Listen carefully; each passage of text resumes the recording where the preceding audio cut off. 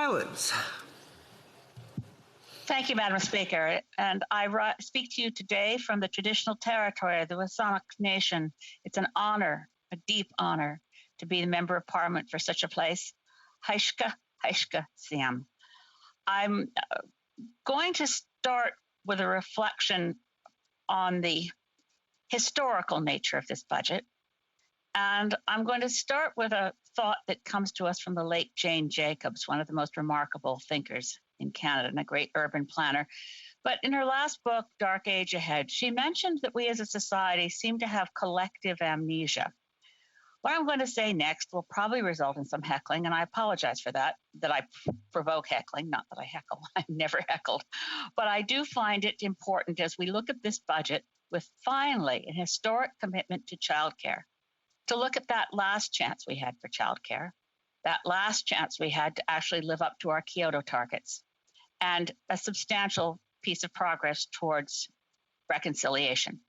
I speak of the 2005 achievements that were brought to an end by, and I'm not going to refer to political parties or the leaders at the time, but I will say that those opportunities were snatched from us by our first past the post electoral system. And this is why I say that. What we had in 2005, and I'll just preface this by saying I was not a member of any political party at the time. I was executive director of Sierra Club of Canada. And when I think of November 28th, 2005, I could weep. I have wept. We had a really good plan to reach Kyoto targets. When I speak of collective amnesia, this will include the Liberals, whose plan it was, but who seem to have completely forgotten that this was an historic reality. We had a very detailed budget from Ralph Goodale as finance minister. The Minister of Environment at the time was Stéphane Dion. It was found by PEMIT Institute. It would have gotten us to within striking distance of below 6%, below 1990 levels. We now stand at 21% above 1990 levels in our last reported emissions. Ken Dryden was the minister who delivered a childcare plan that was phenomenal. It has something that we don't have now. It had signed agreements from 10 provinces. It really mattered. Ask Martha Friendly. It mattered. And it also had funding. We also had 5 major Indigenous organizations in this country representing First Nations, Métis, Inuit, Native women, and so on. It was a very strong agreement that got called the Kelowna Accord of $5 billion over 5 years. It was never enough, but it was a good start. So because of first past the post, because looking ahead at what would happen if a minority government was supported again, and earlier in this House there was a bit of a debate with the member for London Fanshawe and the member for Kingston about the budget that year. Let's be clear, the budget that year did carry. Paul Martin's government didn't fall on the budget. The budget was, as some of us will remember, brilliantly rewritten by Jack Layton. The budget included close to $5 billion in increased social spending, money for affordable housing, more money to end global poverty. It actually would have put Canada on track to hold to 0.7% to meet that target known as the Pearson target. As I said, I could weep. The budget passed, but then the Conservatives under Stephen Harper engineered the fall of the government by putting forward their own non-confidence motion with the support of the other 2 parties in this House today, the Bloc and the NDP. Brought down the government because of first past the post. Because if you're looking forward and you're an opposition party, you really don't want the Liberals to be all that popular, not delivering on Kyoto, delivering on Kelowna, delivering on childcare. But for that fateful vote on November 28, 2005, our emissions would now be measured against 1990 levels, not 2005 levels. We wouldn't be 21% above 1990 levels. We'd be below them. Childcare would have been a reality for Canadian working mothers for the last, and parents, I should say. Dads take responsibility too, but as we know, it's mostly the moms. Would have been a reality for 15 years, not 5 years away, as the new Minister of Finance, and I believe she's fully intended and fully committed to delivering on childcare. But as a provincial jurisdictional reality, the money won't be enough without the agreements. So we have to hope that childcare deal gets done. But we would have had it for a very long time. Well, here we are with this budget.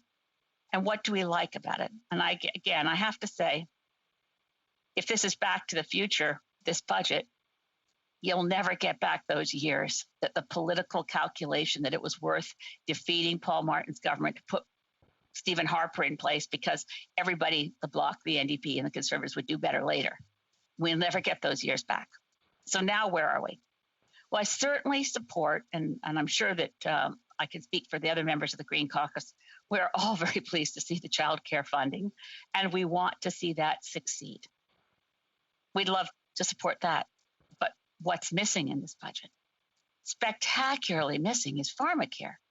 Why are we not moving ahead on pharmacare? The Hoskins report is sitting there gathering dust.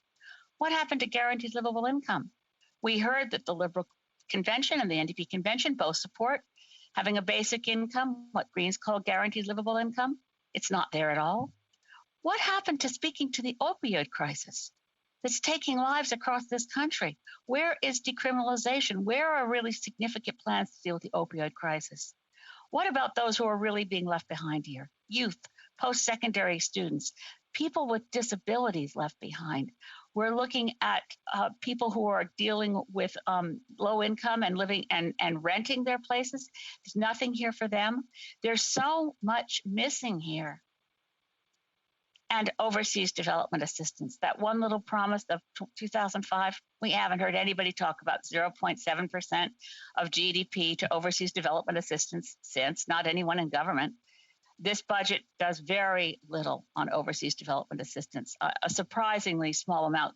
NGOs and those in the development community had said, look, at least put 1% of what industrialized countries are putting into COVID relief, at least 1% into overseas development assistance.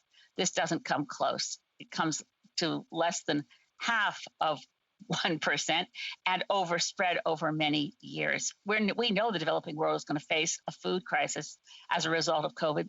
There's a need for more help than ever to developing countries. And yes, there's an increase, but it's not nearly adequate. There's money for the Canadian Water Agency, which is terribly important. But years ago, again, Back to the Future, in 1986, when I worked in government, that there were the Inland Waters Directorate, which is essentially what the Canada Water Agency is now being created to replace because it was disappeared through cuts over the years, had over 1,250 employees and I think a budget of $60 million a year, if memory serves.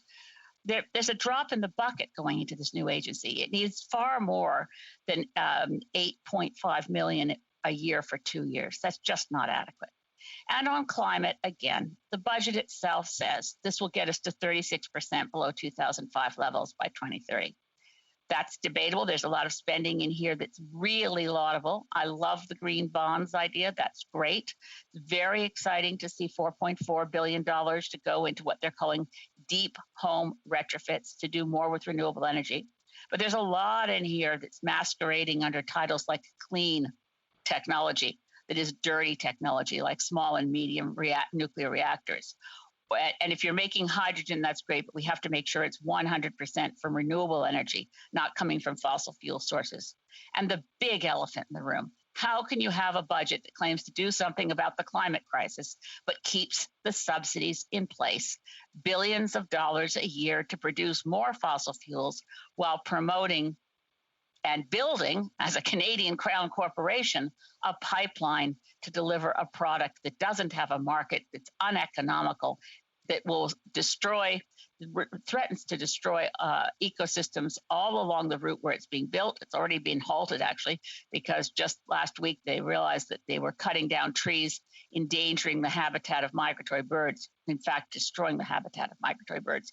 So our Crown Corporation, our tax dollars at work, are building a TMX pipeline that should never be built and which is a direct threat to climate. The Parliamentary Budget Office says so, that if this project has any more climate limitations imposed upon it, it will lose billions of dollars. And that was before this budget, which does have new climate limitations. So there's much to like in this budget. There's much that one would want to support. But again, how do you get around knowing that if we're serious about holding on to a livable world for our kids, we have to reduce greenhouse gases far more rapidly than even the new announcement that the Prime Minister made at President Biden's Climate Leaders Summit last week of 40 to 45% below 2005 by 2030. Our fair share is a minimum of 60% below 2005 levels by 2030. This budget, as much as there are good measures in here, and I've mentioned only some of them in relation to climate, there are others that are laudable. The move to electric vehicles. I am sorry. I tried to signal that time was up. Questions and comments, the Honourable Member Kingston and the Islands. Thank you, Madam Speaker. Thank you to the member for her intervention, but more importantly for her steadfast dedication to solving the climate crisis that we're currently faced within. And her interest in the budget with respect to that matter. A constituent of mine, Mary Jane Phillip, purchased a copy of a book called A Good War by Seth Klein and sent it out to all 338 members of Parliament. I've just started reading it, and one of the things that I find very interesting about the book is that the author starts off by comparing the climate crisis to the Second World War and the way that Canada was able to mobilize in response to that. What I find perplexing is that one of the reasons why we can't mobilize as effectively as we would like to is because we're having a difficult time convincing everybody that we need to mobilize, whereas in the Second World War, Canadians seem to come together and unite around that common cause so much more effectively and efficiently. Can the member comment as to why she thinks it is we're having a hard time uniting around this? Honourable Member for Saanich Gulf Islands. I want to celebrate your constituent for sending Seth Klein's excellent book to every member of Parliament. Part of it is it does take leadership. I mean, and it takes it from the top down. You'll recall, of course, that the United States was very slow to realize that it had to step up to deal with the fascist Nazi threat. Leadership does make a difference. And I think the more that we say it must be done, it will be done, we can get to the point where we'll stop arguing about what is possible and start doing what is necessary. The Honourable Member for Drummond. Thank you, Madam Speaker. I want to congratulate my colleague from Saanich Gulf Islands for her speech. I was listening carefully as she is the leader of the Green Party, or she is the environmental critic for the Green Party. I'd like to talk about the National Childcare program that will no doubt take great inspiration from the program that has already been in place for 25 years in Quebec, and it works very well. My question concerns unconditional compensation. We know that the Prime Minister was quite vague with regard to his intentions if there would be no conditions attached to the compensation for Quebec in this area, and I have some concerns when the time comes to put in place a national pharmacare program. What does my colleague think of this lack of clarity with regard to the government's intentions to compensate without condition Quebec? Gulf Islands. Je veux dire merci I wish to thank my colleague. It's clear that there is now the funding for a national child care program. It's extremely important for all families. He is right that Quebec has had a good program. It's been in place for a number of years now. I think the lack of clarity is the reality. We must negotiate for the future. Thank you. Member for Oshawa. Thank you very much, Madam Speaker, and I want to thank the leader of the Green Party. I just wanted to say as well, I want to thank her for her service. I had the honor of working with her on her Lyme disease bill, and one of the things that's always impressed me is her ability to bring people together. I was talking to a constituent of mine, he phoned me, his name was Maurice. He was asking me about seniors and this budget and how it's going to affect seniors. He mentioned that about a month ago there was a bill brought forward in the House, and the Bloc, the NDP, the Conservatives supported it. It was an increase in OAS, $110 per month.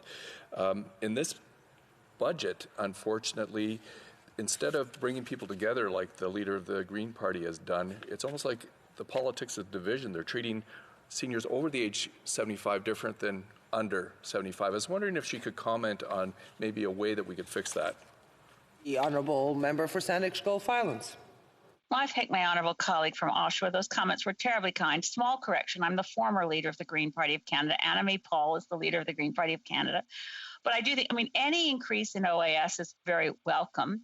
It is true, as the Honourable Parliamentary Secretary mentioned just a moment ago in debate, that this was what the Liberals ran on their campaign. I would rather that it wasn't defined based on the dividing line of over 75 or under 75. Perhaps we can get to improvements in the budget before we vote for it, but I doubt that we're going to have time to see the Liberals change their budget much. Reprise du débat. Resuming debate.